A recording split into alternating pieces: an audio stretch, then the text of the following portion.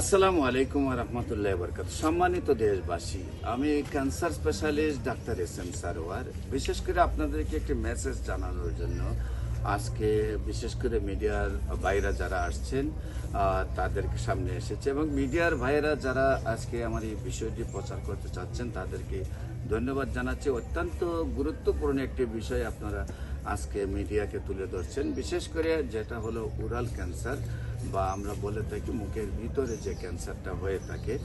এটার বিভিন্ন কারণ থাকে। অনেকে আছে যে যথাযথভাবে দাঁত ব্রাশ করে না, অনেক আছে যে আপনার দাঁত ক্লিন করার সময় বিশেষ করে দাঁতে অনেক ধরনের বিষয়, অনেক ধরনের আঘাত পাওয়ার কারণে সেখানেও ক্যান্সার হতে পারে।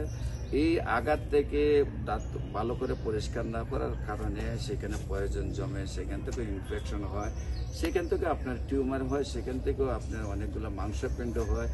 আবার বিশেষ করে বেশি যেটা হলো ওরাল ক্যান্সারের জন্য সবচেয়ে দায়ী যেটা হলো মাদক।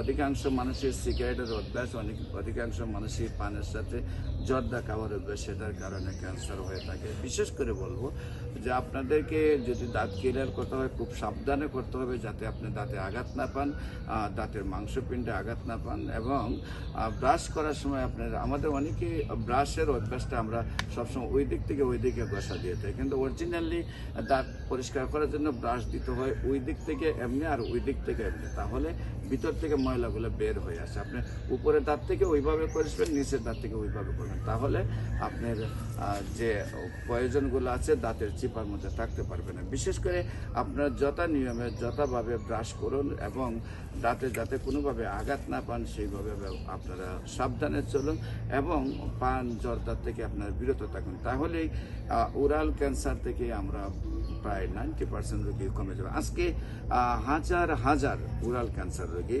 আপনার বিশেষ করে যখন মুখ দিয়ে খাবার যায় না, এর চেয়ে কষ্ট মানুষের পৃথিবীতে হতে পারে না।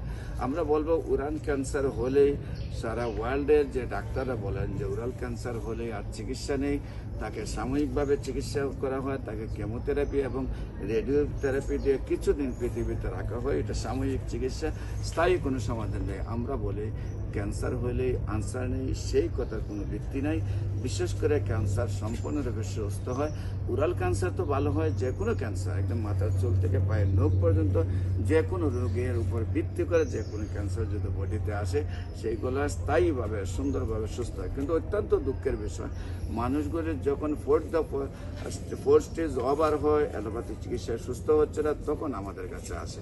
তো আমরা বলে থাকি যে ফার্স্ট স্টেজে আসলে একদম খুব অল্প সময়ে চিকিৎসা সুস্থ হয়, আর বিশেষ করে ফার্স্ট স্টেজে আসলে আমাদেরও কষ্ট হয়, তারপরেও রোগীগুলো আল্লাহর রসের সম্মতে সুস্থ হয়। আপনারা ইউটিউবে, ফেসবুকে, গুগলে ক্যান্সার গবেষক ডাক্তার এস.এম. সারোয়ার লিখলে আপনারা সেই প্রমাণগুলি পাবেন। অনেক রোগী আছে যে একদম গলা থেকে পেনিস পর্যন্ত অপারেশন, অনেকের বিশেষ করে যারা আপনার ওরাল ক্যান্সারে ভোগেন, দেখা যায় যে মুখের এক সাইড কেটে ফেলেছেন, দাঁত কেটে ফেলেছেন, জিব্রা কেটে ফেলেছেন, টনসিল কেটে ফেলেছেন, সেইখানে অনেক প্রয়োজন এখনও আসে, কিন্তু স্থায়ী সমাধান পাচ্ছেন না। তাদেরকে বলবো যে আপনারা সেই ওরাল ক্যান্সার থেকে মুক্তি পাওয়ার জন্য বিশেষ করে গণস্বাস্থ্য হোমিওতে আপনারা আসুন, দেখবেন আল্লাহর রসের সম্মতে সুন্দরভাবে সুস্থ হয়ে যাবেন। আপনাদেরকে ওরাল ক্যান্সারের জন্য যোগাযোগ করার জন্য আপনার স্ক্রিনে দেওয়া নম্বরে যোগাযোগ করুন। সবাইকে ধন্যবাদ। আসসালামু আলাইকুম ওয়া রাহমাতুল্লাহি।